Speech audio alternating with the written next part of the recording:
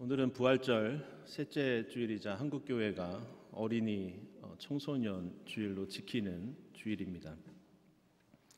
몇몇 기독교 국가들은 6월 둘째 주일을 보통 어린이 주일로 지킵니다. 하지만 우리나라는 1946년에 생긴 어린이날과 함께 이 주일을 함께 기념하자는 취지로 1956년부터 5월 첫째 주일을 어린이 주일로 지켜오고 있습니다. 어린이 청소년 주일이 되면 우리는 우리 가정과 공동체에 속한 자녀들이 믿음 안에서 아름답게 자라도록 하나님께 기도하면서 또한 우리를 하나님의 자녀로 삼아주신 하나님의 은혜에 감사하게 됩니다.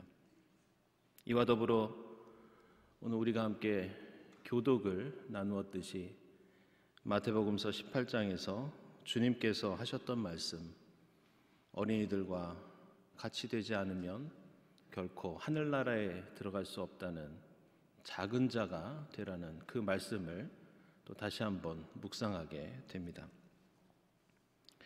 저도 어릴 적부터 교회에서 많이 들었던 기도이면서 또한 여러분들도 어린이와 청소년들을 위해서, 자녀들을 위해서 이런 기도를 여러 번 하셨을 것으로 생각합니다. 그것은 오늘 우리가 읽은 열왕기상 3장에 나오는 것처럼 하나님, 우리 자녀들에게 솔로몬의 지혜를 주십시오 라는 기도입니다. 생각해보면 성경에 나오는 여러 인물들 중에서 솔로몬은 우리의 자녀들뿐만이 아니라 사람이라면 누구나 되고 싶고 또 갖고 싶은 여러 가지 장점들을 많이 가진 그런 사람이었습니다. 이 솔로몬이라는 이름은 히브리어로 슐로모라고 합니다. 근데 이 이름은 샬롬이라는 말에서 나왔습니다. 그래서 슐로모라고 하는 이름은 평화라는 뜻을 갖고 있습니다. 성경에서 샬롬은 단순히 전쟁이 없는 평화만을 가리키는 것이 아니라 물질적인 축복, 또 마음의 안정, 그리고 원만한 인간관계를 가리키는, 한마디로 성경에 나오는 여러 가지 좋은 뜻을 한꺼번에 다 가지고 있는 대표적인 단어가 바로 이 샬롬입니다. 추측해보면 아버지 다윗이 주변에 적들이 너무 많아서 많은 전쟁을 치르고 또 손에 피를 많이 묻혔기 때문에 이 솔로몬을 낳았을 때 그의 이름을 지을 때 다윗은 이 아들만큼은 나처럼 살지 않았으면 좋겠다, 평화롭게 안정적으로 살았으면 좋겠다라는 마음으로 이 슐로모라는 이름을 지었을 것이라고 생각할 수 있습니다. 게다가 솔로몬은 이 솔로몬이라는 이름 말고도 하나님께서 지어주신 복된 이름이 한 가지 더 있었습니다. 솔로몬이 태어났을 때 하나님께서는 나단 예언자를 통해서 그에게 여디디야라는 이름을 지어주십니다. 그런데 그 이름의 뜻이 주님께서 사랑하신다, 바로 이런 이름이었습니다. 솔로몬은 40년 동안 나라를 이끌면서 여러 가지 많은 일들을 했지만 그의 삶을 한마디로 요약한다면 이 두 가지 이름으로 얘기할 수 있을 것이라고 생각합니다. 그것은 슐로모와 여디디야, 평안과 하나님의 사랑. 이 이름들만큼 솔로몬은 하나님께 큰 사랑을 받으면서 평화로운 삶을 누린 그런 복된 인물이었습니다. 오늘 우리가 읽은 열왕기상 3장 말씀은 그 솔로몬이 누린 풍성한 복이 어디에서 비롯된 것인지 우리에게 알려주고 있습니다. 그리고 그 복의 근원은 바로 하나님께서 허락해 주신 지혜였습니다. 오늘 본문을 보면 솔로몬은 왕궁과 성전을 건축한 다음에 이집트 바로의 딸과 결혼을 하고 나라가 안정을 찾고 있을 때 꿈에서 하나님을 만납니다. 하나님께서 솔로몬에게 무엇을 원하느냐 말씀하셨을 때 9절을 보면 다른 무엇보다 지혜로운 마음을 주셔서 주님의 백성을 재판하고 선과 악을 분별할 수 있게 해달라고 요청합니다. 그러자 하나님께서는 다른 어떤 것보다 나라를 잘 이끌 수 있는 지혜를 구한 것에 대해서 기뻐하시면서 솔로몬에게 지혜롭고 총명한 마음뿐만이 아니라 솔로몬이 구하지 않았던 부귀와 영화까지 허락해 주십니다. 오늘 말씀에서 솔로몬이 구했던 이 지혜는 당시 고대 중동과 이스라엘 사회에서는 우리가 생각하는 것보다 더 중요한 덕목이었고 더 깊은 의미를 갖고 있었습니다.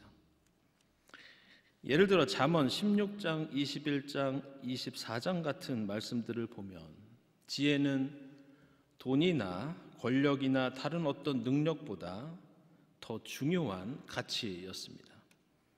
특히 지혜는 정치, 경제, 사회, 군사 모든 분야를 성공으로 이끌 수 있는 가장 중요한 원리이자 조건으로 제시됩니다. 어떤 물리적인 힘이나 능력보다, 기술이나 지식보다, 다른 물질적인 풍요보다 지혜는 그 모든 것을 가능하게 하는 하나의 우주적이고 또 철학적인 원리였습니다.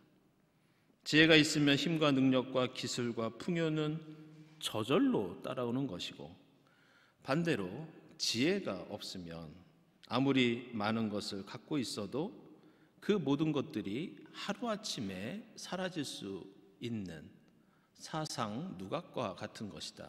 이것이 바로 성경의 지혜입니다. 그래서 솔로몬은 이렇게 하나님께서 주신 지혜로 나라를 다스리면서 공정한 판결을 내렸고 백성들과 주변 나라 사람들에게까지 큰 존경을 받았습니다.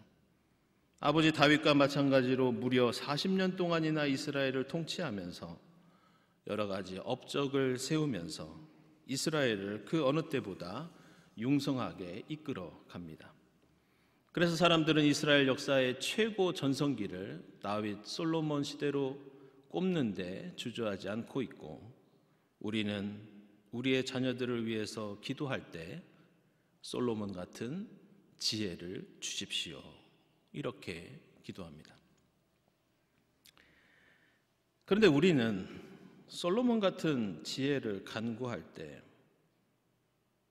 동시에 무언가 꺼림칙한 마음을 갖지 않을 수 없습니다.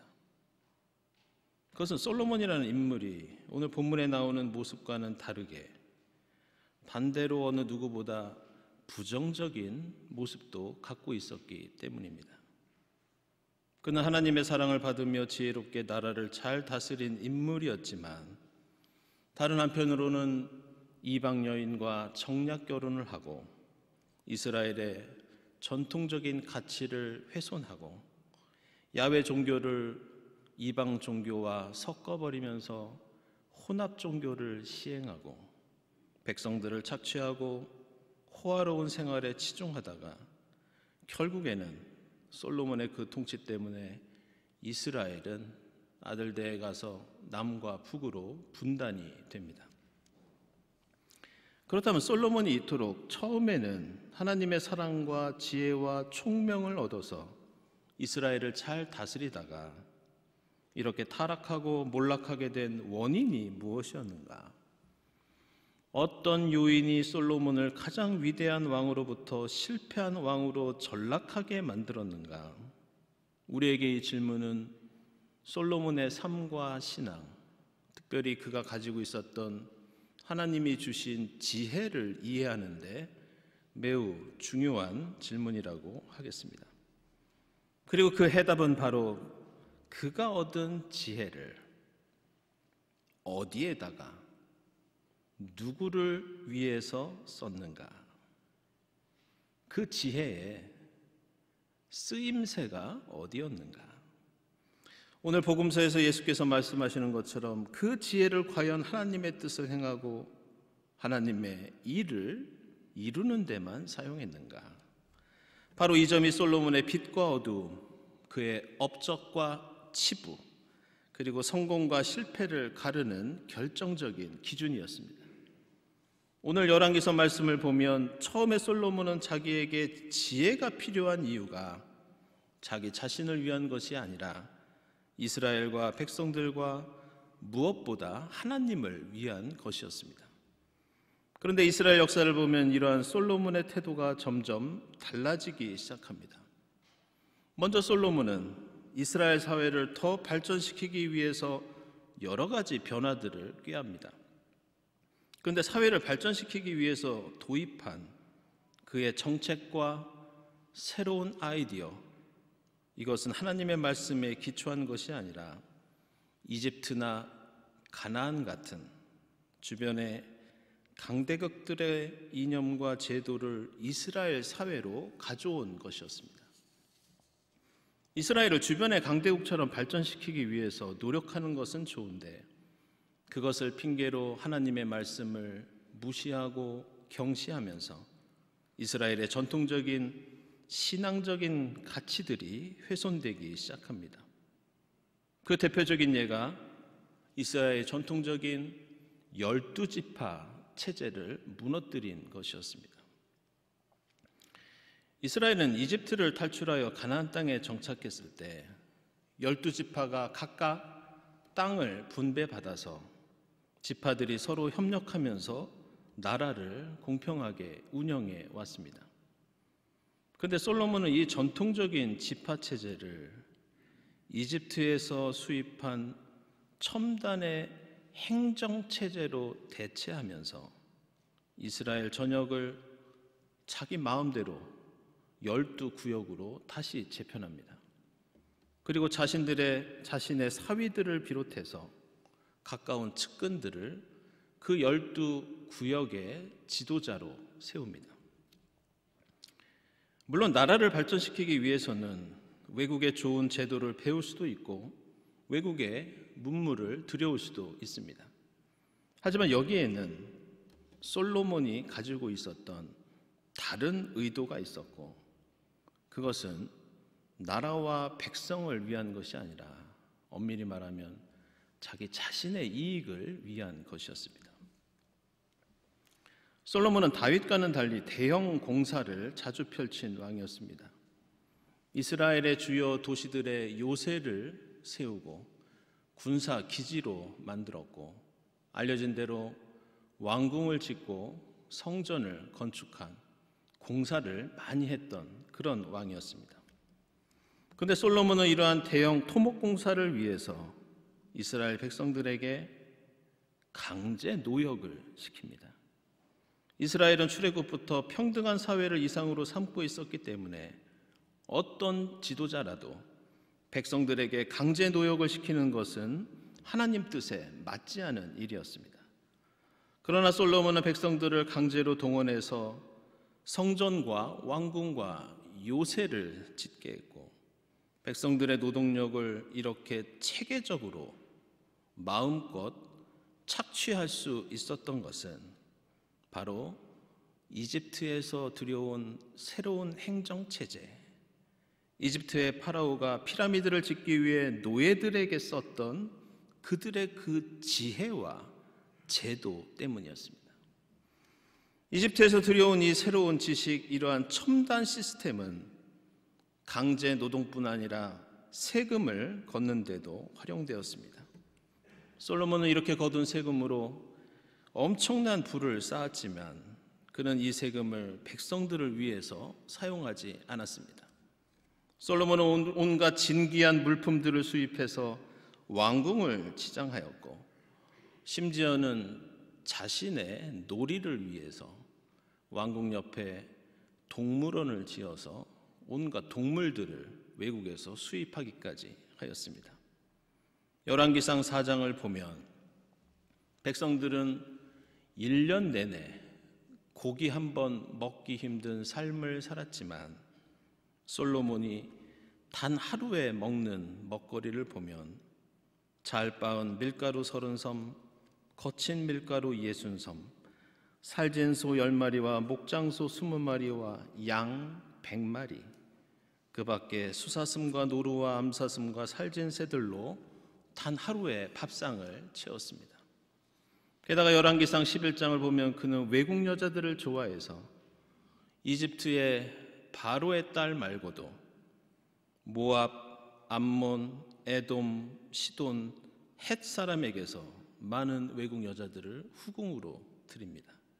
자그마치 700명의 후궁과 300명의 첩을 두면서 그들을 위해서 엄청난 예산을 지출합니다. 그런데 놀랍게도 솔로몬은 여기에서 그치지 않고 자신이 가지고 있던 그 지혜를 발휘해서 한 나라의 왕으로서는 생각조차 하기 힘든 매우 이기적인 정책을 하나 더 펼칩니다. 그것은 새로운 행정체제로 개편하여 백성들에게 세금과 노동력을 착취하면서 정작 솔로몬 자신이 속한 유다 지파는 그 대상에서 제외시킵니다. 다시 말해서 자신이 속한 지파와 족속과 친척과 가문은 세금도 내지 않고 노동도 하지 않도록 면제해 줍니다. 그리고 솔로몬의 이러한 이기적인 정책 때문에 나중에 솔로몬이 죽고 이스라엘이 솔로몬에게 불만을 품고 있던 세력과 남쪽의 유다 지파 사이에 분단이 되는 비극을 겪습니다. 결국 솔로몬의 타락과 몰락은 그가 지혜가 없었기 때문이 아니라 그가 그 놀라운 지혜를 자신만을 위해서 썼기 때문에 일어난 일이었습니다. 그리고 그가 발휘한 그 지혜는 하나님의 말씀에 기초한 하나님이 주신 지혜가 아니었습니다. 겉으로 보면 더 첨단을 달리고 더 발전할 것 같은 다른 나라의 지식과 지혜를 이스라엘로 들여왔지만 솔로몬은 다른 나라의 왕들이 하는 것처럼 백성들의 것을 빼앗아 자신의 입속을 차리는데 그 지혜를 사용합니다. 그리고 그 이기적인 지혜의 쓰임새가 결국은 그를 실패한 왕으로, 하나님의 저주를 받는 사람으로, 그리고 지금까지도 그가 받은 하나님의 지혜는 귀하지만 그가 살았던 그의 삶은 결코 배우고 싶지 않고 자녀들에게 가르쳐주고 싶지 않은 그러한 인물로 전락됩니다. 생각해보면 솔로몬이 얻은 것은 솔로몬의 것처럼 보였지만 대부분 그의 것이 아니었습니다. 그의 지혜는 하나님이 주신 것이었고 부귀영화도 하나님과 아버지 다윗이 대부분 물려준 것이었습니다. 솔로몬의 아버지 다윗은 그동안 이스라엘을 괴롭히던 모든 적들을 물리쳤기 때문에 따라서 솔로몬은 아버지처럼 수많은 전쟁을 치르지 않아도 평화로운 나라를 물려받을 수 있었습니다.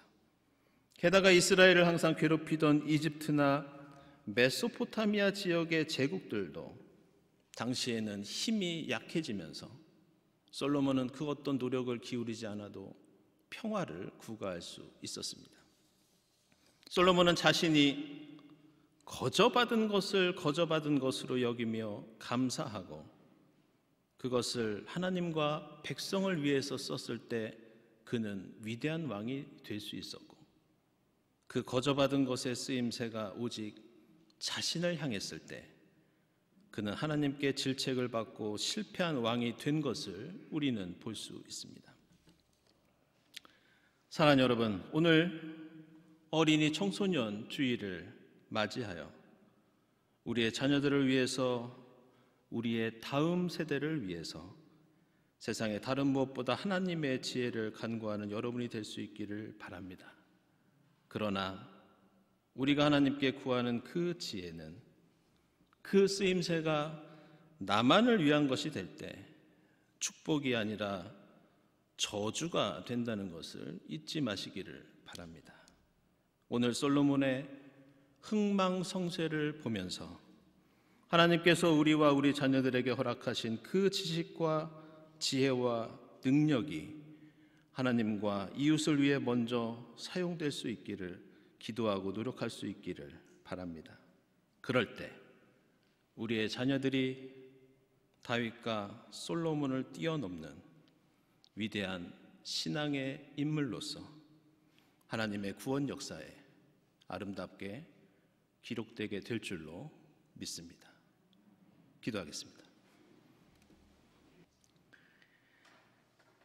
하나님, 감사합니다. 예수 그리스도를 통하여 저희를 하나님의 자녀로 삼아주시니 감사합니다. 세상의 다른 지식보다 말씀을 통해 먼저 하나님의 지혜를 가르치고 배우는 저희 가정과 교회가 되게 하옵소서. 세상의 출세와 윤택한 삶을 위해 추구하는 지식과 지혜가 되지 않게 하시고 하나님의 영광과 뜻을 위해 저희가 얻은 지혜를 세상 속에 펼치는 저희 모두가 되도록 인도해 주시옵소서. 예수 그리스도의 이름으로 기도드리옵나이다. 아멘.